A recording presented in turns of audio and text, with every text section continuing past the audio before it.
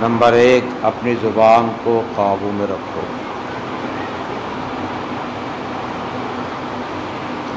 Number 2، تمہارا گھر تمہارے واسطے کشادہ ہونا چاہیے۔ نمبر 3، اپنے گناہوں پہ رویا کرو۔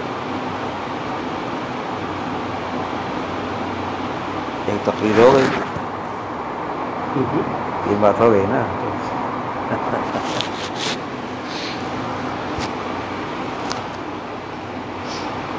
زبان کی حفاظت کا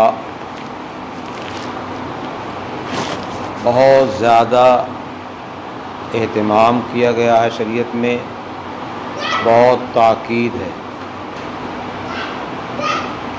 شیخ سعدی فرماتے ہیں، آدمی را زباں فصیح کند، آدمی را زباں فصیح کند، جوز بے مغزرا سبک ساری۔ آدمی کے منہ کے اندر زبان ہے، یہ عجیب ہے، کبھی اس کا جسہ بہت بڑا ہو جاتا ہے اور منہ کے اندر ہے تو چھوٹا ہو گیا، کبھی کبھی زبان نکل آئی تو اس کا جسہ بڑھ جاتا ہے اور کبھی چھوٹی ہو جاتی ہے، عام طریقے پر چھوٹی ہی رہتی ہے لیکن کبھی کبھی بڑھ جاتی ہے۔ اب اگر کوئی گڑبڑ بات کرتا ہے تو اسے زبان دراز بھی کہا جاتا ہے، بڑا زبان دراز ہے، اس کی زبان بہت لمبی ہے، یعنی سمیٹ کے نہیں رکھتا، زبان کو غلط باتوں سے سمیٹ کے نہیں رکھتا۔ تو منہ کے اندر کا ایک گوشت کا ٹکڑا جو ہے یہ انسان کی رسوائی کا باعث بن جاتا ہے۔ اور اخروٹ دیکھا ہے، اخروٹ کے اندر جو ہے گودا ہوتا ہے، گول گول ہوتا ہے وہ، اور اس میں گودا ہوتا ہے، اور وہی اصل کا اس کا مغز جو ہے وہی اخروٹ کا حاصل ہے۔ اوپر کی چیز کیا ہے؟ چھلکا ہے۔ اللہ نے کوئی چیز بیکار نہیں پیدا فرمائی، وہ بھی کام میں آتا ہے، بادام کا چھلکا بھی کام آتا ہے، منجن ونجن بناتے ہیں، لیکن بادام کے اندر کیا اصل گودی کا ہونا ہے۔ اخروٹ کے اندر کیا ہے؟ شیخ سعدی نے اخروٹ کی مثال دیا ہے، اخروٹ بڑا ہوتا ہے اور اس کے اندر تھوڑی سی گودی ہوتی ہے، باقی کلا ہوتا ہے۔ تو اگر وہ گودی نہیں ہے، اخروٹ خالی ہے،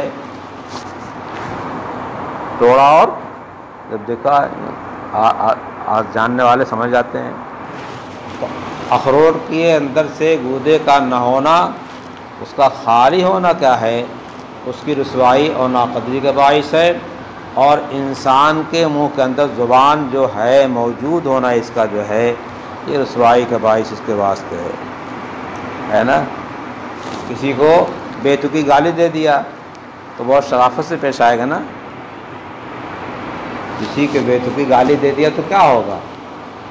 آستین چڑھا لے گا، زبان تو بول کر آ گئی، زبان اندر چلی گئی، چپ، اب نہیں بول رہی ہے، اور سر بیچارہ پٹ گیا، سر پٹ گیا۔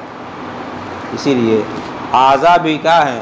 وہ زبان سے پناہ مانگتے ہیں، تو چپ رہا کر، اگر تو نے گڑبڑ بولا تو ہماری خیر نہیں ہے نا۔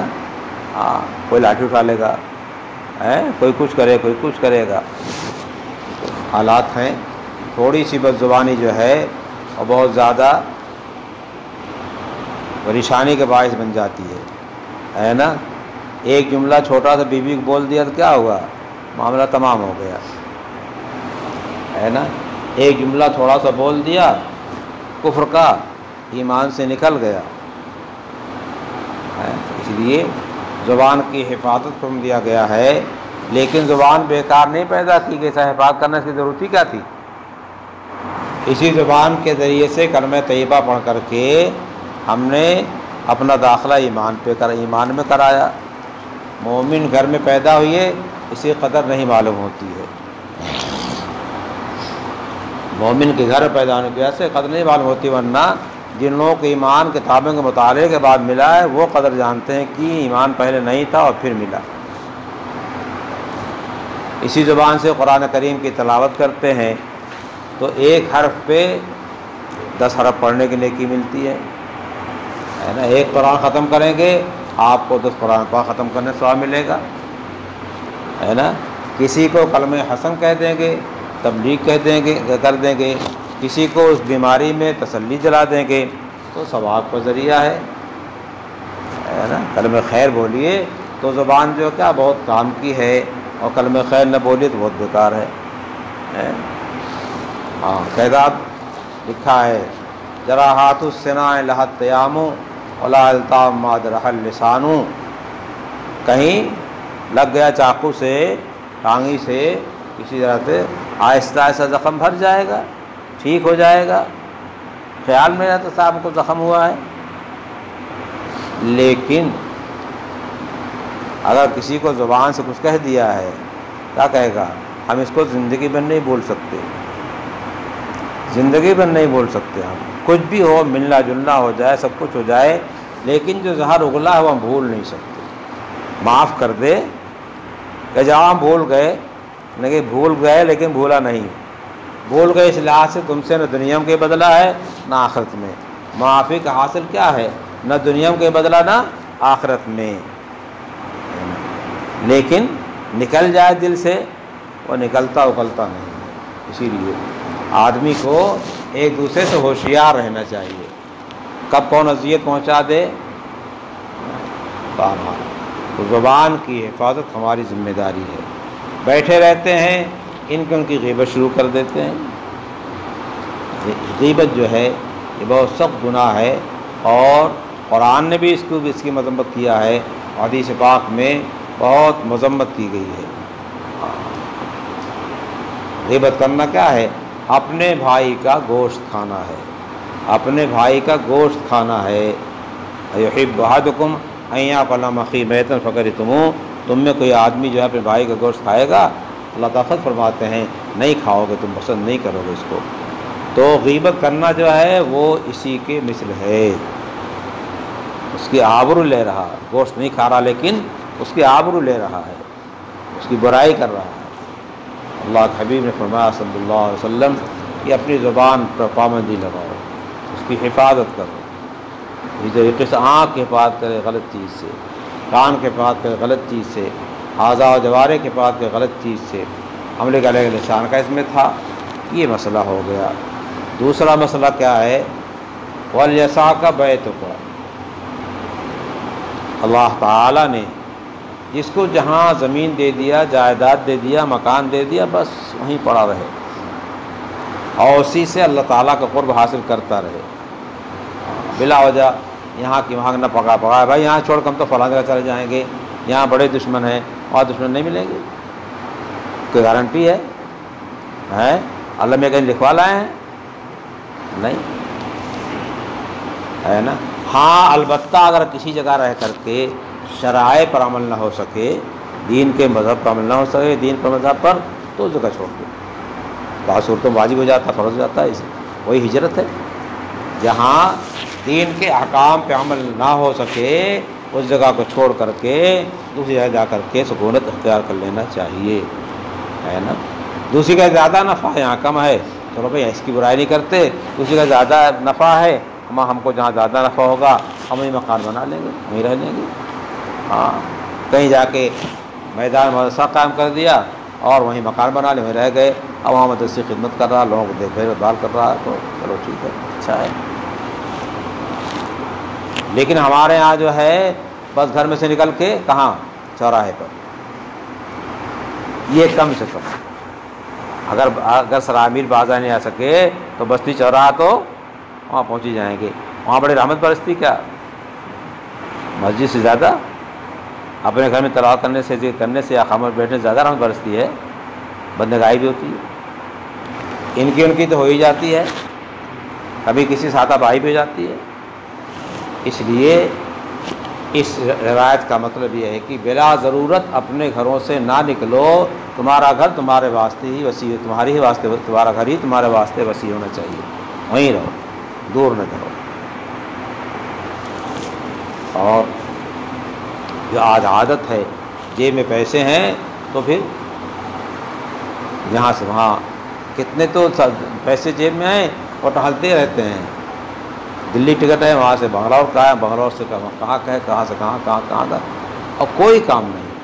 ہاں کوئی تاجر ہے اپنی تجارت گاہ سے 4 پیسے کے واسطے جاتا ہے، چلو ٹھیک ہے جائے، لیکن کتنے تو بیکار بے فضول جو ہے، فضول کیا کرتے ہیں اور ٹالتے گھومتے رہتے ہیں، اپنے اوقات ضائع نہیں کرنا چاہیے۔ مسجد سب سے اچھی جگہ ہے دنیا کی زمینوں میں، اور بازار سب سے خراب جگہ ہے۔ اب ان دونوں کو دیکھ کر کے کہاں مسجد والا عمل ہوتا ہے، نیکیاں ہوتی ہیں، اور کہاں بازار والا عمل ہوتا ہے، بدنگاہی گناہ ہوتے ہیں۔ اب جو جگہ ایسی ہوگی اس کو اچھی خراب ہونے کا کیا کریں گے، فیصلہ کریں گے۔ کسی اللہ والے کے پاس جا بیٹھا ہے، کسی عالم پاس جا بیٹھا ہے، وہاں دین کی باتیں ہو رہی ہیں، برائیوں سے حفاظت ہو رہی ہے، پھر اللہ کا رجوع ہو رہا ہے، توبہ کا جو ہے جذبہ پیدا ہو رہا، داعیہ پیدا ہو رہا، وہ جگہ بھی اچھی ہے۔ کیوں؟ وہاں مسجد والا ماحول ہے، اور جہاں بازار والا ماحول ہے وہاں نہ جائے۔ اب اس لحاظ سے یہ زمین کے 2 ٹکڑے جو ہیں، اس کے لحاظ سے کوئی زمین کی جو چیزیں ہیں سب کا فیصلہ ہو جائے گا۔ تیسری بات جو نبی پاک صلی اللہ علیہ وسلم نے ارشاد فرمائی وہ کیا ہے، وَابْكِ عَلَىٰ خَطِيئَتِكَ، بہت چھوٹا جملہ ہے، اپنے گناہوں پر روتے رہو اللہ سے۔ اپنے گناہات، ہمارے گناہوں کی وجہ سے ہے کہ ساری دنیا جو ہے وہ کیا ہے، ایک دم سارا نظام ٹھپ ہو گیا، اور اس نظام کے ٹھپ ہونے سے کیا ہے، ہر ایک کے دماغ کے اندر کمزوری آ گئی، ذہنی طور پر کمزوری آ گئی، جیسے محض ذہن سمٹ گیا، بٹر گیا، کشادہ ہوگا۔ ابھی میں اسی طرح ادھر ہو کر کے آیا تو ایک دم جیسے کہ لگتا میں بیمار تھا، بیمار ہی نہیں تھا۔ اس طرح لوگوں سے ایک دم کنارہ کشی اختیار کر لینا وہ بھی ایک مسئلہ ہے، اور ہر دم کیا ہے میری سارائی کرنا بھی کیا ایک مسئلہ ہے۔ کچھ دیر اللہ کی یاد کے واسطے تنہائی اختیار کرنا چاہیے، اور وہ آدمی جو لوگوں میں مل جل کر کے رہتا ہے اور لوگوں کی سن کر کے برداشت بھی کر لیتا ہے، حدیث پاک میں آتا ہے کہ وہ شخص اس سے بہتر ہے جو لوگوں سے ملتا جلتا نہیں ہے۔ اگر نیک صالح ہم نشین مل جائے تو اس کے ساتھ بیٹھنا عبادت ہے۔